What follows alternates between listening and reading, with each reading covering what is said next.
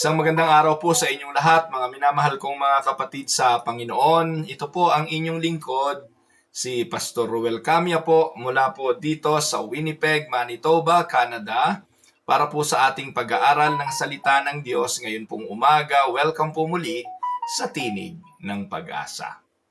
Bilang pagpapatuloy po ng ating pag-aaral sa series natin sa Book of Ephesians, nasa chapter 1 o chapter 2 verses 1 to 9 po tayo ngayong umaga at pinamagatan ko po itong By Grace You Have Been Saved.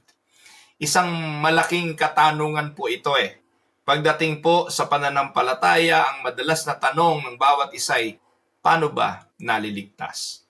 So samahan po ninyo ako at sa umagang ito ay ating pagbubulay-bulayan ang sulat ni Apostol Pablo sa mga taga-Epeso chapter 2 verses 1 to 9. As for you, you were dead in your transgressions and sins, in which you used to live when you followed the ways of this world and the ruler of the kingdom of the air, the spirit who is now at work in those who are disobedient. All of us also lived among them at one time, gratifying the cravings of our flesh and following its desires and thoughts. Like the rest, we were by nature deserving of wrath. But because of His great love for us, God, who is rich in mercy, made us alive with Christ even when we were dead in transgressions. It is by grace you have been saved. And God raised us up with Christ and seated us with Him in the heavenly realms in Christ Jesus, in order that in the coming ages He might show the incomparable riches of His grace expressed in His kindness to us in Christ Jesus. For it is by grace you have been saved through faith, and this is not from yourselves, it is the gift of God, not by works, so that no one can boast. Pagpalain nawa ng ating Diyos na buhay ang pagkabasa at pagkadinig ng kanyang mga banal na salita na sa umagang ito'y ating pagbubulay-bulayan. Ang pamagat ng ating pag-aaral, By grace you have been saved. Ano ang theme ng Ephesians chapter 2 verses 8 of chapter 2 verses 1 to 9? Ang theme na ating pag-aaralan, salvation is wholly the work of God, by grace alone, through faith alone, in Christ alone. Kaya sa tanong na papaano maliligtas ang tao, ang sagot, biyaya ng Diyos sa pamamagitan ng pananampalataya sa Panginoong Hesukristo. Ito ang daan ng kaligtasan mula pa noong Old Testament hanggang sa panahon ngayon. Hindi ito nagbabago. Ano ang layunin ng ating pag-aaral ngayong umaga? The purpose of our study is to magnify the grace of God in salvation and lead the listener to worship, humility, and assurance. Ito po ang layunin na gusto ko pong ipakita sa ating pag-aaral ngayon pong umaga. Now, I would like to ask, have you ever been in a situation where you were completely helpless and someone stepped in to save you? Dumating na po ba kayo doon sa isang sitwasyon na hindi nyo na alam ang gagawin? Completely. Ibig sabihin ng completely, talagang nandun ka na sa kabuuan ng pagsuko. Wala ka nang magawa. Helpless ka na. And then somebody stepped in and save you. Mga kapatid, sa sitwasyong yon, sa kalagayang yon, ipinakikita ni Apostol Pablo ang kanyang aral sa Ephesians chapter 2. The Apostle Paul describes in Ephesians chapter 2 verses 1 to 9 the idea of hopelessness and helplessness sa mga taong makasalanan.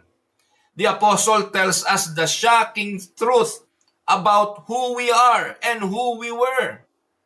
The glorious truth about what God did and the amazing truth about how we are saved. Kaya samahan po ninyo ako sa mga susunod na sandali upang ipakita ng mga talatang ito, una, ang ating kalagayan, at doon sa kalagayan yun, papaano dumating ang Diyos at tayo'y iniligtas upang masagot ang ating madalas na katanungan, paano nga ba nagliligtas ang Diyos? Samahan po ninyo ako at ating tatalakayin verse by verse ang 9 verses na ito sa Ephesians chapter 2. Simulan po natin sa unang punto. My first point is our hopeless condition apart from Christ. Ito ang unang gusto kong patunayan. Ang ating kalagayan ay isang sitwasyong kawalang pag-asa kung wala si Kristo. At ito'y mababasa natin sa unang 3 verses ng Ephesians chapter 2. Ephesians chapter 2 verse 1, sinabi ni Apostol Pablo, "As for you, you were dead in your transgressions and sins." Sa unang talata ng chapter 2, ipinahayag ni Apostol Pablo sa mga kapatiran sa Epeso. Ang kausap niya rito, kapatiran, ang kausap niya rito, mga Kristiyano. Hindi po yung mga outside of the church. The apostle here is talking to the Christians, to the believers. At ang sabi ni Apostol Pablo, tungkol sa inyo, kayo'y mga patay sa inyong mga kasalanan. Ibig sabihin, because of sin, you are dead. Ngayon, ano ba yung binabanggit dito ni Apostol Pablong kalagayan? Ito ba'y before or after na sila'y maligtas? Well, basically, ang binabanggit dito ni Apostol Pablo ay yung before they have been saved by Christ. Before, ang sabi ni Paul, as for you, you were dead in your transgressions and sin. Atin munang talakayin ito at ito'y ating ipaliwanag. Anong explanation nito? Yung word na dead na binabanggit dito means spiritual death. Ano ba yung spiritual death? Ito yung complete inability to respond to God. Makinig po kayo mga kapatid. Yung pong patay sa pisikal, hindi kayang tumugon, hindi kayang kumain, hindi kayang kumilos para sa kanyang sarili, patay nga eh. Pagdating po sa spiritual, the same. Walang kakayahan, walang kapangyarihan na hanapin ang Diyos. The complete inability to respond to God. That is the situation of the believers before. No? Before they became believers. So dito po, binabanggit yung sin is not just what we do, it is our condition. Ang kasalanan na binabanggit dito, yung transgressions, ay hindi lang yung bagay na ating nagawa, kundi ito ang ating kondisyon. Ang sinasabi ni Pablo rito, hindi ka pa ipinapanganak, nasa sinapupunan ka pa ng iyong ina, makasalanan ka na. Because that is the condition of man. Amen mga kapatid. Hindi po tayo nagkasala because we committed something. Hindi tayo nagkasala because we commit sin. No. Sin that is being mentioned here by the Apostle Paul is a condition, kalagayan. And the Apostle Paul begins by describing the spiritual state of all people before salvation. At ano yung kondisyon ng tao before salvation? Spiritually dead. Kaya mga kapatid, ito ang katotohanan. Pag ang isang tao'y hindi mananampalataya, patay yun sa espiritu. Kaya napakaraming mga taong patay sa espiritu na kahit anong gawin, minsan kahit anong paliwanag natin, kahit anong mensahe, hindi sila magigising sa kanilang kamatayang espiritual. Wala tayong magagawa para buhayin ang isang patay. We don't have the power to make a dead person alive, physical man o spiritual. We don't have the power to do that. It is only God who can make a person dead to come alive. At ito ang dahilan kung bakit si Jesus bumuhay ng patay physically para ipakita na may kapangyarihan siyang bumuhay, hindi lang ng physical, kundi ng spiritual. Amen, mga kapatid?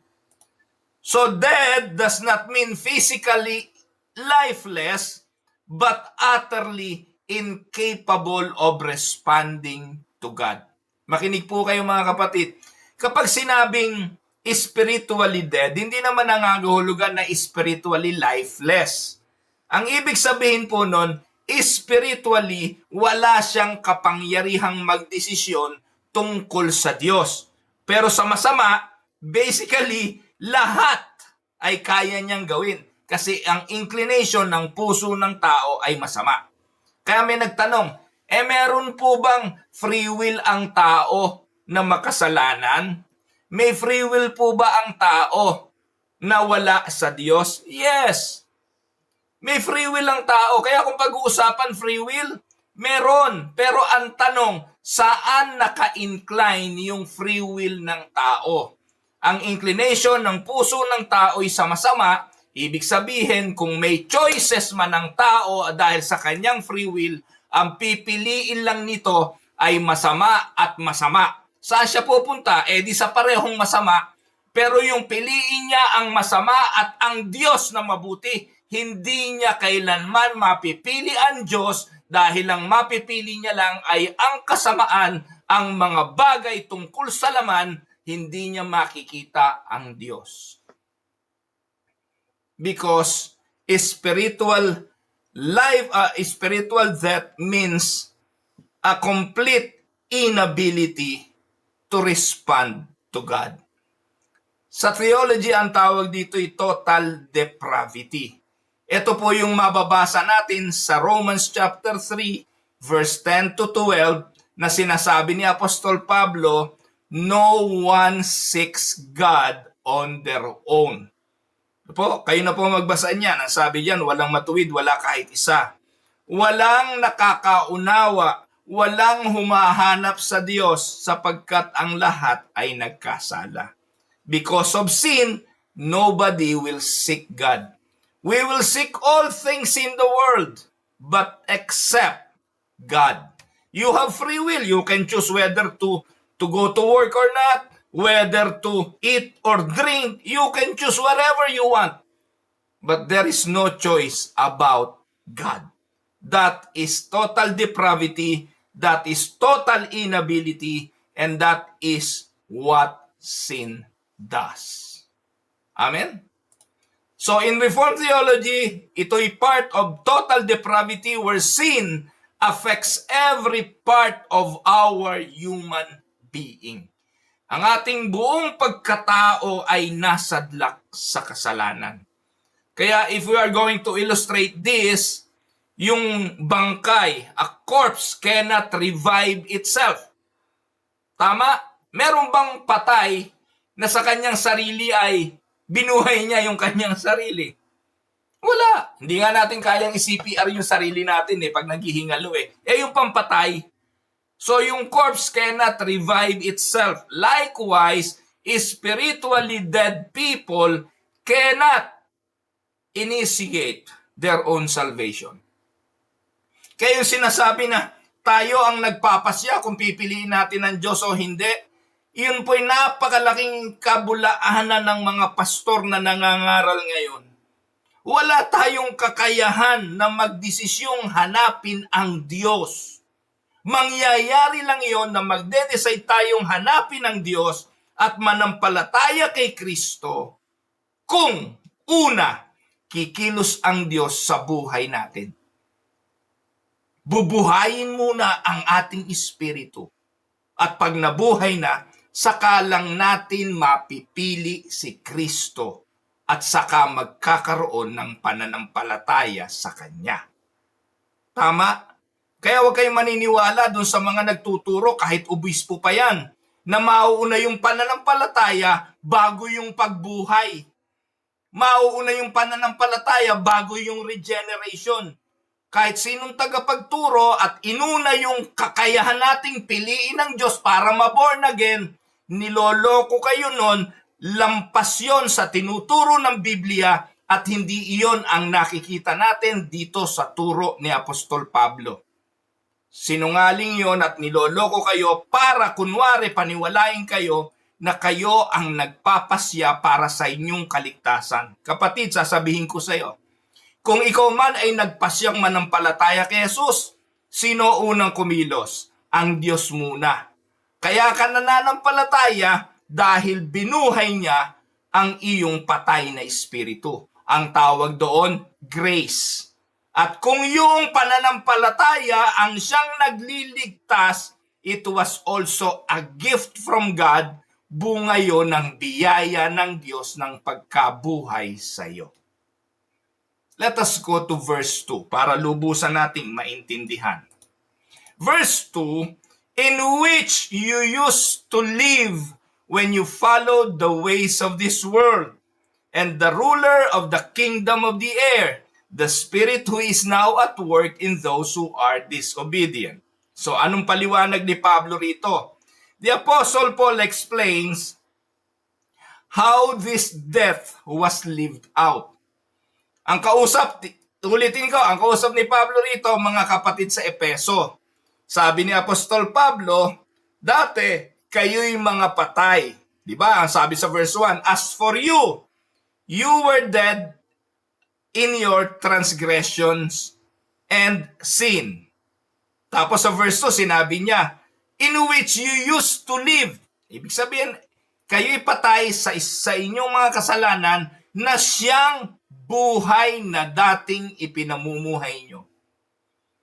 Nang sumusunod pa kayo, saan? Sa takbo ng sanlibutang ito at sa mga pinuno ng kapangyarihan of the air, the spirit who is now at work in those who are disobedient.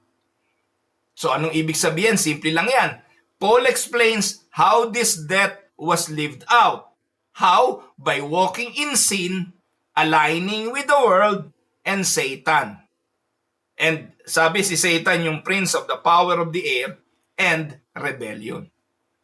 Ito po yung pamumuhay na patay. Sumusunod sa takbo ng sanlibutan, walang ninanais kundi ang gusto ng sanlibutan, nasa kapangyarihan ng prinsipe ng power of the air which is Satan at punong-puno ng rebellion. Kaya where there is rebellion, where there is desire to follow the flesh instead of following the spirit, isa lang ibig sabihin nun, that person is dead in the spirit. Amen? So sin is not, or the sons of disobedience refers to those who reject God's law. So sin is not just a personal failure, it's following spiritual forces opposed to God. Yan po ang binabanggit sa 1 John 5:19. Ang sabi ron, we know that we are children of God. Sabi dyan ni Juan, tayo, alam nating tayo mga anak ng Diyos, subalit ang buong sanlibutan ay nakaninong control, is under the control of the evil one. Kaya, if you are going to look left and right, front and back, you will see the reality of 1 John 5:19. The whole world is under the control, sa ibang translation sa King James, of the devil. Patayan dito, nakawan dito, masasamang politiko, corruption, lahat yan. Kanino bang influence yan? Sa Diyos ba yan? Hindi. At bakit ganon ang buhay ng tao? Bakit may nanggagahasa, may nagpumapatay, nagnanakaw at kung ano-anong kasamaan? Because that is the reality. That is the situation of human being. We are all dead.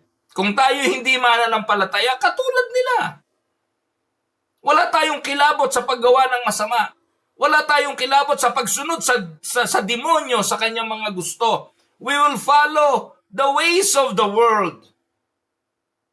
Kaya malibang may isang kumilos, malibang may isang kapangyarihan na bumago sa puso ng tao, walang pag-asa. Walang pag-asa. Kaya sa verse 3, ano sabi ni Pablo sa verse 3? All of us, binanggit na niya, pati kanyang sarili, all of us also lived among them at one time. Kausap ni Pablo ang mga mananampalataya sa Efeso at ang sabi niya, tayo naman ganun din eh. Dati namumuhay tayo sa influensya ng masama. Tayo ay under the control of the evil one. Kayo at ako, all of us, hindi niya ine-exempt yung kanyang sarili. In fact, alam nga ni Pablo kung hindi sa daang Damasco, kung saan doon nangyari ang regeneration sa kanya, yung pagiging born again niya, doon sa oras na yon, binago ni Kristo ang puso niya. Hindi naman niya makikilala si Kristo. Pinapatay nga niya mga tagasunod nito eh. Sino ba ang kumilos? Siya ba? Siya ba ang nagpasya sa kanyang sarili? Hindi. Sino ba ang naghanap? Siya ba ang naghanap kay Kristo? Siya ba sa kanyang sariling karunungan ang naghanap ng karunungan? Hindi. It is God. It is the Lord. Like the rest, we were by nature deserving wrath. Katulad ng iba, by nature, tayo dapat ay parusahan sa galit ng Diyos. Ano paliwanag diyan? Paul includes himself and all believers in this fallen state. By nature, children of wrath. It highlights original sin. Lahat tayo makasalanan. We are not sinners because we sin. We sin because we are sinners by nature. And this verse reinforce the idea that humanity is under God's righteous judgment without grace. Lahat ng tao, kung walang biyaya ng Diyos, lahat tayo sa impyerno. Kung walang biyaya ng Diyos at hindi pinilano ng Diyos bago palikain ang sanlibutan na meron siyang ililigtas, wala pong taong mapupunta sa langit. At ang pagpiling ito ng Diyos ng ililigtas, ang kahalintulad nito ay yung panahon ni Noe na ang lahat ng tao dapat patayin na ng Diyos dahil sa kasalanan, subalit minarapat ng Diyos sa kanyang biyaya, hindi dahil mabait si Noe, hindi dahil matuwid si Noe, hindi dahil masunurin yung pamilya ni Noe, kundi dahil lang yun sa biyaya ng Diyos. The ark symbolizes Christ as the one who saved the family of Noah. And they were saved not because they have done something good. Wala. Ang sabi ng Genesis chapter 6, wala nang matuwid sa sanlibutan. Sabi ng Diyos, papatayin ko na silang lahat. Pero God saw Noah and decided, I will save this family. It is His decision. Katulad ng isang magpapalayok. Sinong may kontrol at may kapangyarihan sa putik? Pwede ba sabihin ng putik, Lord, Master, gawin mo akong ganito, gawin mo akong ganon. Ang lahat ng bagay nasa isipan ng magpapalayok, siya ang nagpapasya kung anong gagawin niya. Kaya nga ang term sa atin, tayo'y God's masterpiece. Kung anong gusto ng Diyos, siya ang masusunod. At kung gusto ng Diyos na wasakin itong palayok na ito, wala tayong magagawa. He is the one totally in charge. Amen, mga kapatid. Now, Romans 5:12, anong sabi diyan? Therefore, just as sin entered the world through one man, si Adan, and death through sin, and in this way, death came to all people because all sinned. Tama? And we all deserve wrath. Sapagkat lahat ay nagkasala. Pumasok ang kasalanan, saan? Sa pamagitan ng isang tao. At pumasok ang kamatayan dahil sa kasalanan.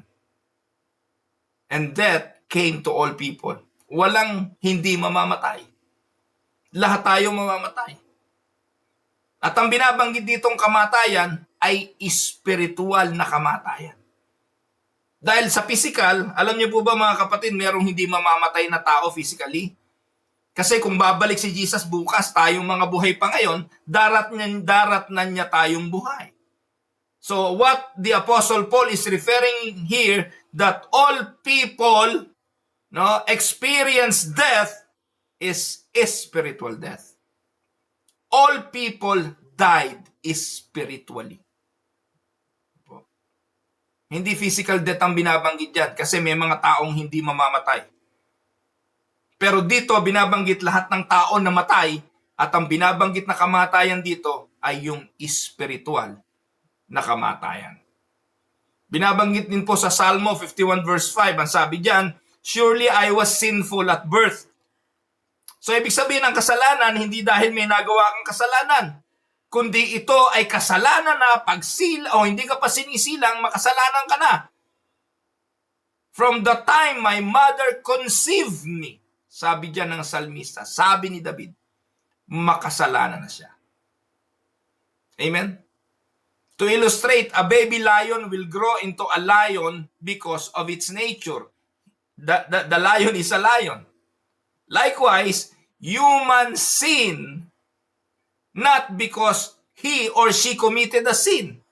Human sin because of a fallen nature. Amen? Naintindihan niyo po? Now, ano yung theological insight dito? Yung total depravity, every part of us affected by sin. Our mind, our will, our emotions. Kaya nga kahit na born again meron pa ring influence ang sinful nature. Kaya nga kailangan itong laging pagtagumpayan. Yung pong tinatawag na sanctification o pagpapakabanal ay lifelong process.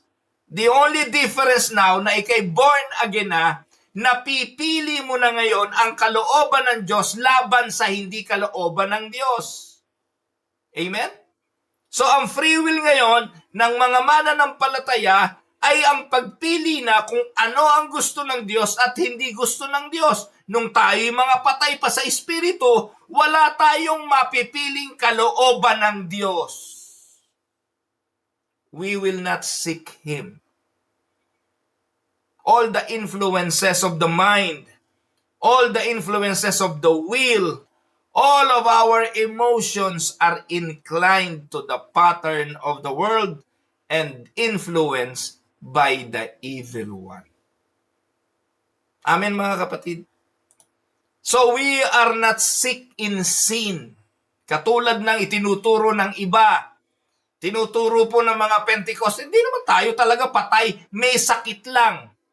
Meron nga po ngayon meron nga pong yung dati pong simbahan na kinabibilangan namin sa Pilipinas, sa kanyang doktrina, nakalagay doon humina. Hindi po totally patay, humina ang espiritual na kakayahan.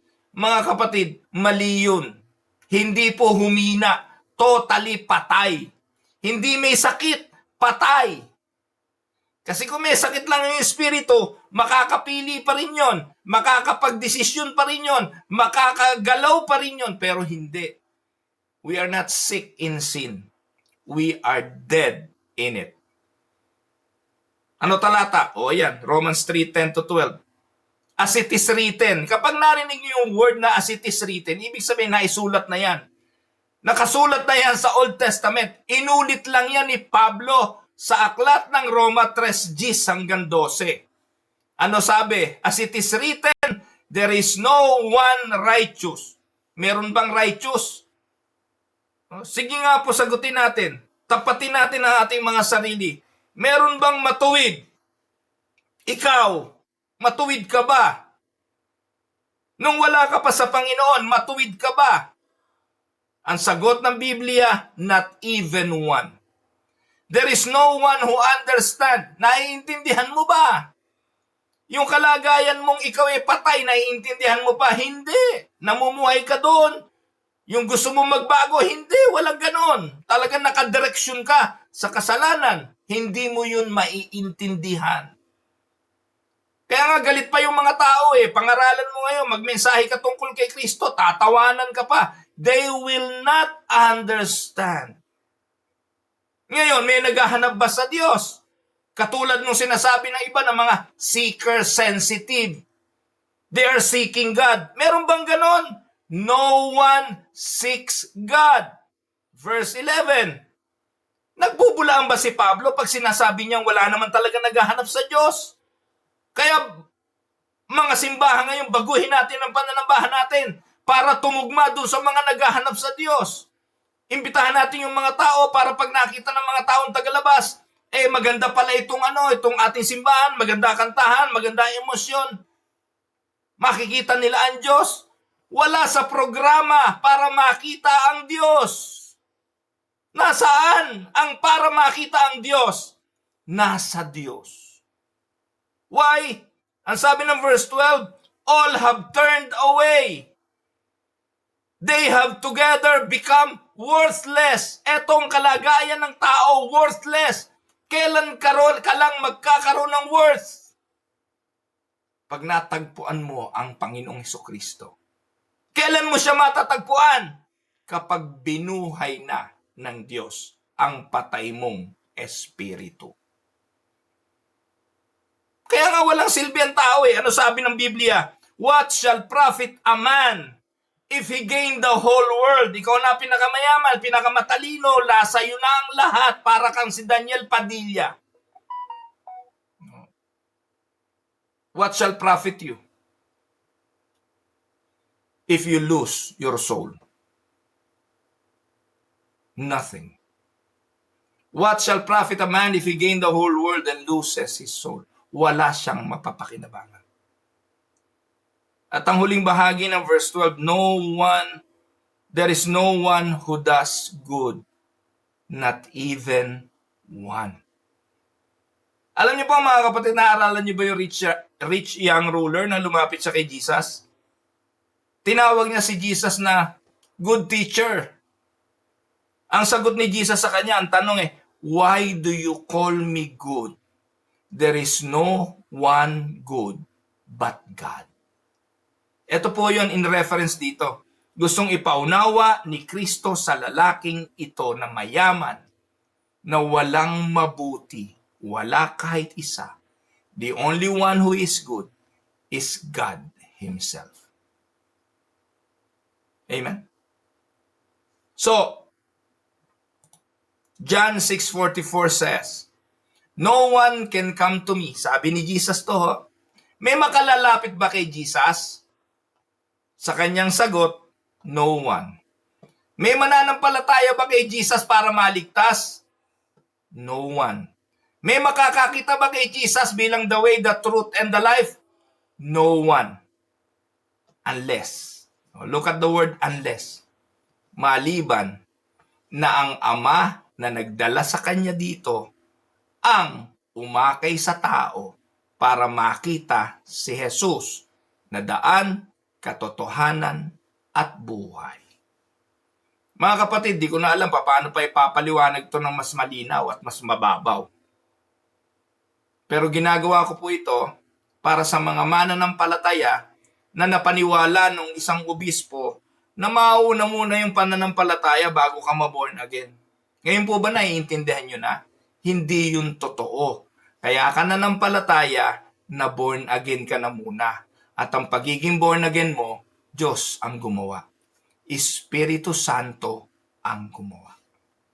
Katulad ng ginawa kay Lydia, God opened her heart. Yun yung regeneration. Who opened the heart? It is God. And after that, Lydia heard accept the message of the Apostle Paul, and she was able to know Christ as the Savior. Amen? Ganon ang proseso. Ganon ang order.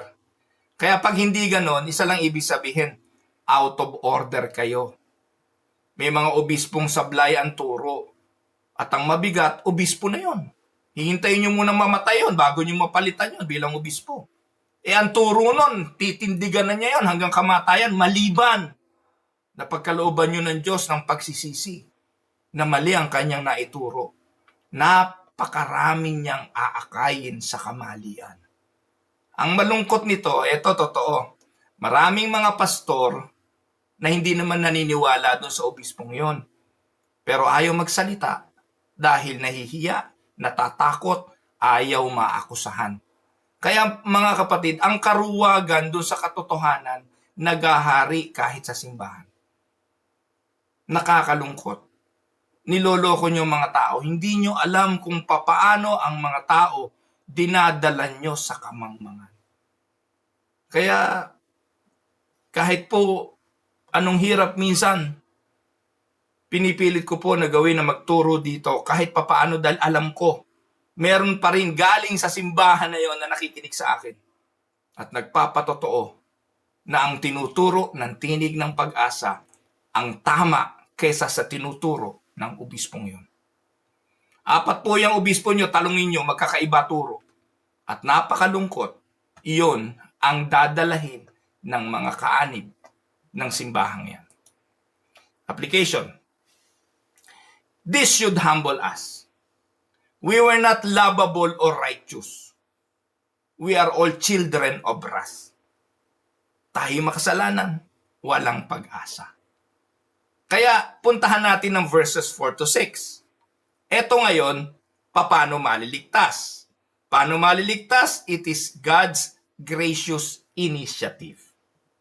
Ephesians 2, 4 to 6. Makinig po kayo. But because of His great love for us, God, who is rich in mercy, made us alive with Christ, even when we were dead in transgressions. It is by grace you have been saved.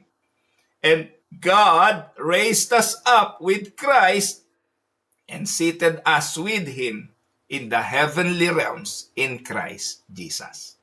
Ito na ang kaligtasan, mga kapatid. Ang kaligtasan ay ang dakilang pag-ibig ng Diyos. Kanino? For us. Tanong, yung bang dakilang pag-ibig na yan ng Diyos at ang kanyang mayamang habag para sa lahat? Tanong lang.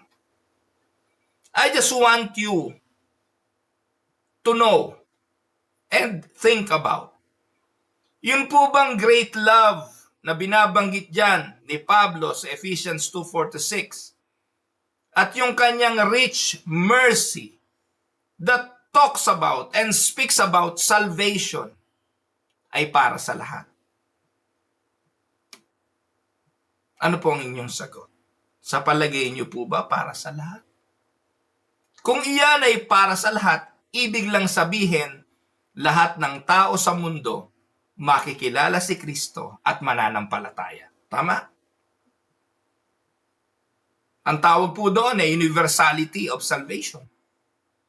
Yung pong teaching na yun ay universalism. Pero dahil ang totoo naman, hindi naman lahat ng tao ay mananampalataya. Tama po ba? Hindi naman lahat ng tao ay makikilala si Jesus. Hindi naman lahat ng tao ay pupunta sa langit at uupong kasama niya sa langit, katulad ng binabanggit sa mga taong nandyan. So, ibig lang sabihin yan, mga kapatid, ito yung doctrine of limited atonement. Ano ba yung doctrine of limited atonement? Ang kamatayan ni Kristo, hindi po effective para sa lahat ng tao. The death of the Lord Jesus Christ on the cross only efficacious or effective para sa mga pinili ng Diyos na pinagkalooban ng kanyang great love and the richness of His mercy. Kaya yung because of His great love for us, binanggit ni Pablo yung for us, para kanino yan? Para lang yan sa mga naligtas. Yung mga naligtas lang ang binigyan ng habag, ang binigyan ng compassion. Romans chapter 9, ano po sabi? I love Jacob, I hate Esau. Pareho ba yun? Ngayon, may isa na naman na nagturong pastor. Galit na galit sa akin. Nagturo, inilive pa, hindi na nahiya. Sa kanyang programa. At ang kanyang pagtuturo Ang John 3:16, for God so loved the world, ang pag-ibig ng Diyos para sa lahat, defining the world as all human individual. Kung talaga na yung John 3:16 ay para sa lahat ng taong individually, as that pastor interpreted, ibig sabihin lahat ng tao dapat ligtas. Pero ang sabi ng Biblia, luwang-luwang ng daan patungo sa kapahamakan, marami pupunta dun eh. Konti lang ang daan, ang makakasumpong ng makipot na daan na patungo sa kaluwalhatian. So ibig sabihin, yung kamatayan ni Jesus sa krus, nung siya'y namatay, epektibo lang yon. May bisa lang yon doon sa mga piniling manampalataya. Bishop, parang unfair naman sa iba. Ganyan din ang sabi ni Apostol Pablo. Nang pinili ng Diyos si Jacob at kinamuhian si Esau, ang sabi ni Pablo, meron bang injustice? Siya na rin ang sumagot at ang sabi niya, wala! God will choose whom to have mercy and to whom He would like to give compassion. Mga kapatid, that is the doctrine of election. Alam ko po para sa iba ito'y parang rocket science. Pero para sa mga nakaunawa at laging nagbababa dito sa TNP, basic ang bagay na ito at kinaklaro nito ang ating pananampalataya. So dito po mga kapatid, the Apostle Paul begins the turning point. Sabi ni Paul, but because of His great love, salvation does not start with us. Salvation started with God's mercy and love. He does not wait for us to come or we become lovable. He loves us in our being dead. God's mercy, love, and grace, not our merit. Ito'y cause of salvation. Amen? Ang habag, grasya ng Diyos, ang dahilan bakit tayo nagkaroon ng kaligtasan. Kaya kung titingnan po natin ang theological note niyan, God's love precedes any human response. Kaya lang tayo nakatugon kasi inibig na muna tayo ng Diyos.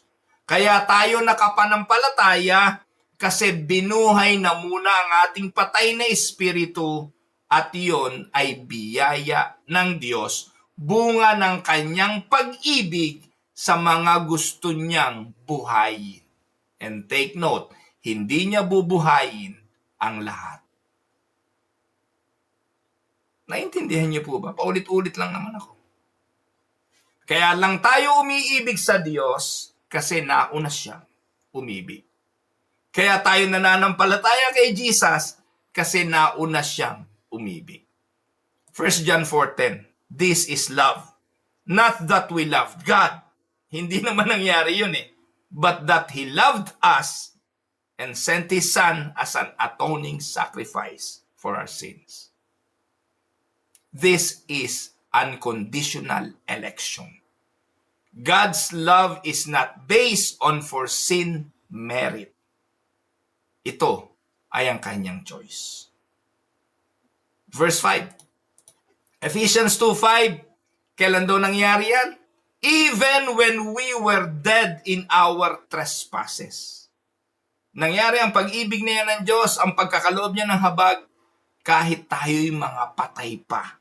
Sa mga panahong wala tayong kakayahang tumugon, sa mga panahong wala tayong kakayahang umibig, sa mga panahong wala tayong kakayahang mag-respond sa kanyang mercy. God made us alive. That is the turning point. He made us alive together with Christ. At iyon ay grace because that is the one who saved us. That is the thing that saved us. Mga kapatid, huwag niyong kalimutang i-share ang video ito kung may mga kaibigan kayo na hindi naiintindihan ang way of salvation. Ito po yung pinakamalinaw, I guess, na paraan para nila maintindihan. Yes, hindi madaling unawain dahil ang magpapaunawa lang naman talaga ay walang iba kundi ang Diyos. Anong paliwanag dyan? God made us alive. That is the doctrine of regeneration. We are dead, but God made us alive. Yan yung tinatawag ng iba na born again. Sino ang nagbo-born again? Ang Diyos. Just as Christ was raised physically, we are now raised spiritually. It is a sovereign act of God and not cooperation. Ito ay monergistic, hindi ito synergistic. Wala tayong contribution. Titus 3:5, He saved us not because of righteous things we had done. He saved us because of His mercy. He saved us through the washing of regeneration, rebirth, and the renewal by the Holy Spirit. Amen? Naligtas tayo dahil sa binuhay tayo ng Diyos. And this is the doctrine of irresistible grace. Kaya kung sasabihin nyo yung tulip, unbiblical, nandyan lahat yan. Sa Ephesians chapter 2 lang makikita natin yung unconditional election, total depravity. Ngayon, yung limited atonement, diniscuss ko na kanina. Ngayon, yung irresistible grace. Ano ba yung irresistible grace? When God gives new life, surely the sinner will respond. Kasi binago na eh. Katulad ni Lydia, nang binuksan ng Diyos ang puso ni Lydia, nanampalataya siya irresistibly. Hindi niya kayang tiisin yun kasi buhay na eh. At pag nabuhay na, tutugon na tayo, makikita na natin si Kristo. Pag na-born again, katulad ng isang baby na bagong panganak, pag dilat ng kanyang mata, yung nanay niya, una niya makikita tayo. Pag pinanganak sa Espiritu, pag dilat ng espiritual na mata, si Jesus ang una nating makikita. At mananampalataya tayo sa Kanya. So ano mauna? Regeneration precedes faith. Sabi nung obispo nyo, nung iba, faith precedes regeneration. That's crazy. Unbiblical.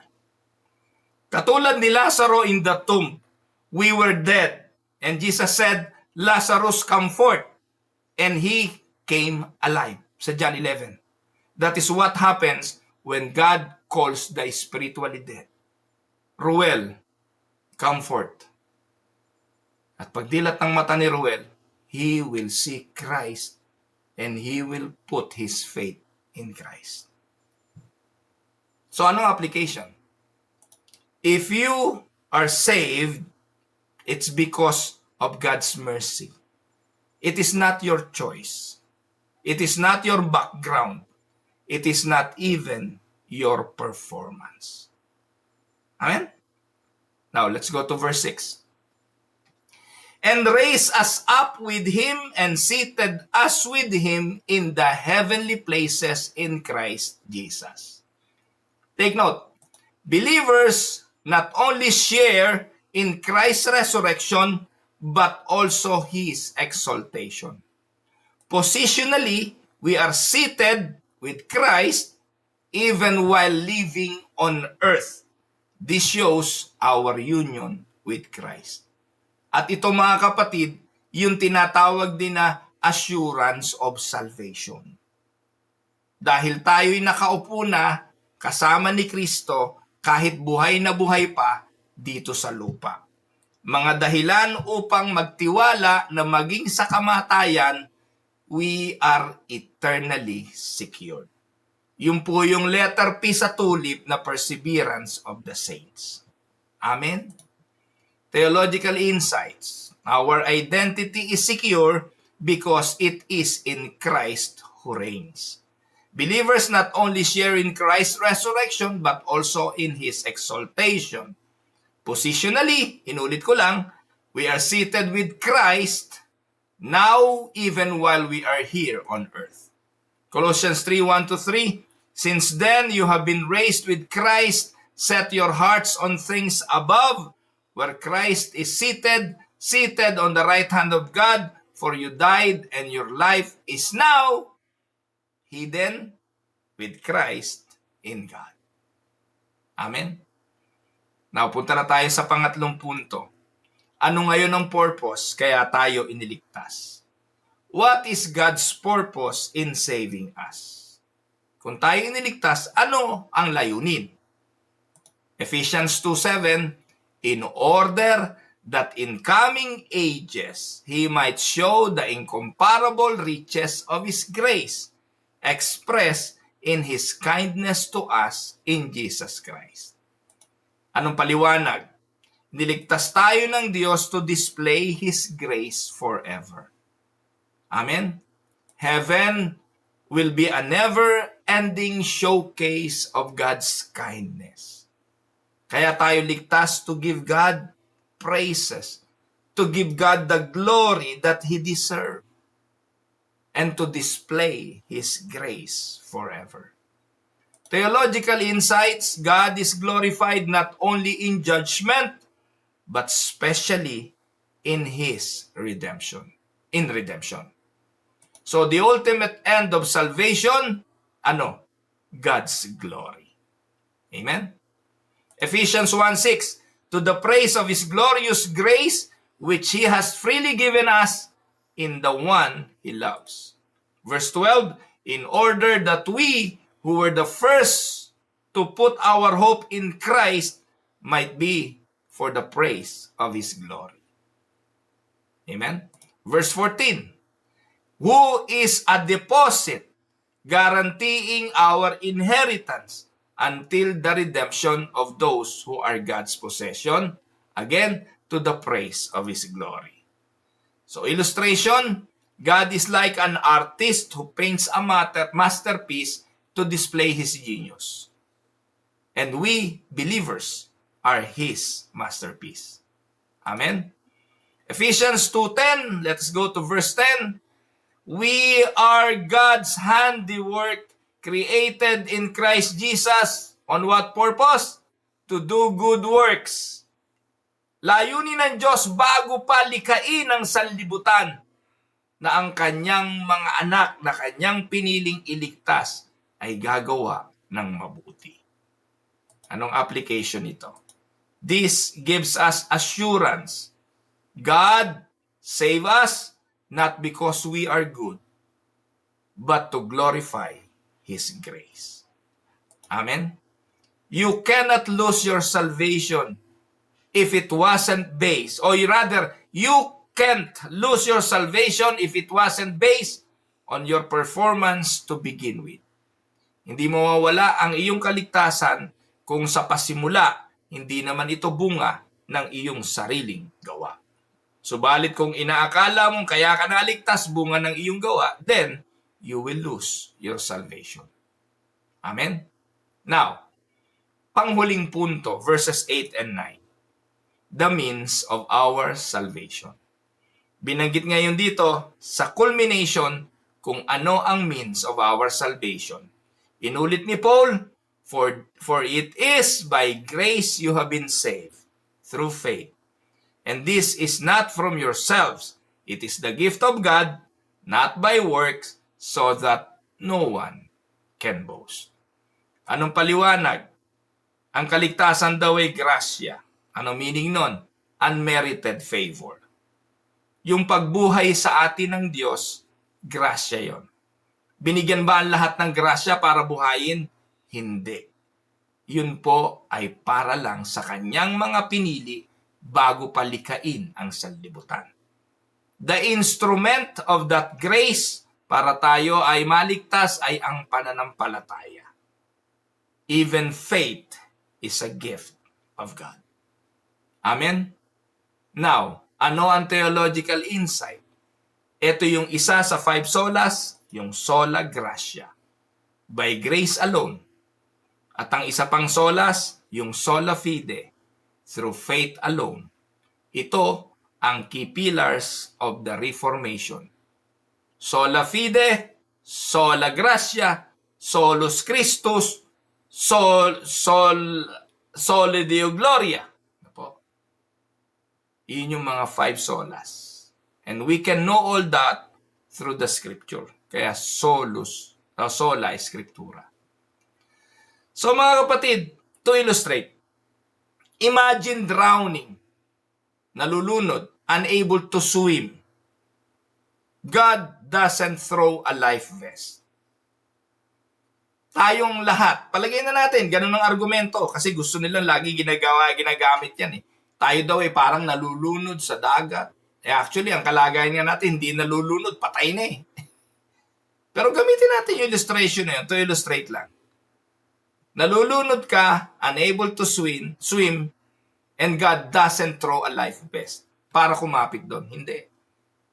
Jesus dives, and when He dives, He drags you out of the water.